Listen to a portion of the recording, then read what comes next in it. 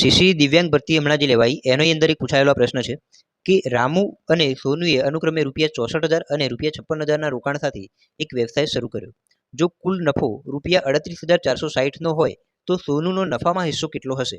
બરાબર. હવે મિત્રો આવો જ્યારે ક્વેશ્ચન પૂછાય ત્યારે સૌથી પહેલા શું કરવાનું તમારે તો બંનેના રોકાણનો ગુણોત્તર લાવી દેવાનો. તો અહીંયા આપણે આવી રીતે લખી શકીએ કે રામુ અને સોનુના રોકાણનો ગુણોત્તર. તો અહીંયા બંનેનું રોકાણ લખી દઈએ. 64,000 રામુએ રોકાણ કર્યું અને સોનુએ અહીંયા 56,000નું રોકાણ કર્યું. બરાબર. તો આ બંનેના રોકાણનો આપણે ગુણોત્તર લેવા જઈએ તો અહીંયા બંનેમાંથી 3 0 ઉડી જાય ડાયરેક્ટલી અને 64/56 વધે તો બંનેનું આપણે ટૂંકું રૂપ આપીએ તો અહીંયા 8 × 8 = 64 એટલે 8 વધે અને અહીંયા 7 × 8 = 56 એટલે 7 વધે. બરાબર.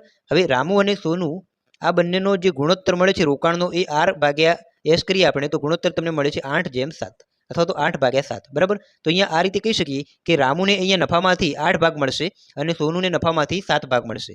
કુલ કેટલા ભાગ થાય અહીંયા તો 8 + 7 એ ટોટલ ભાગ કહેવાય. બરાબર. તો આ બંનેનો સરવાળો કરીએ તો કુલ ભાગ તમને અહીંયા મળી જાય.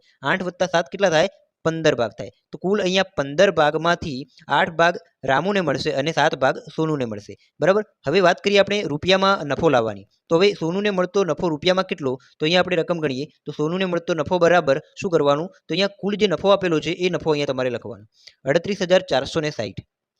એને તમારે સોનુને જે મળતો ભાગનો હિસ્સો છે એ 7 વડે તમારે અહીંયા ગુણવાનું અને છેદમાં તમારે 15 વડે ભાગી દેવાનું. બરાબર. આ 15 એક કુલ ભાગ છે જેમાંથી સોનુને 7 ભાગ મળે છે. બરાબર. તો અહીંયા આ રીતે લખી શકીએ કે 7/15 અને કુલ નફા સાથે આને ગુણી દેવાનું. હવે સાદું રૂપ આપીએ તો અહીંયા 15 થી હું છેદ ઉડાડું ડાયરેક્ટલી તો આનો જવાબ મિત્રો મળે છે 2564. 2564ને આપણે 7 વડે ગુણી દઈએ તો મિત્રો આનો ફાઇનલ જવાબ તમને મળી જાય છે ₹17,948.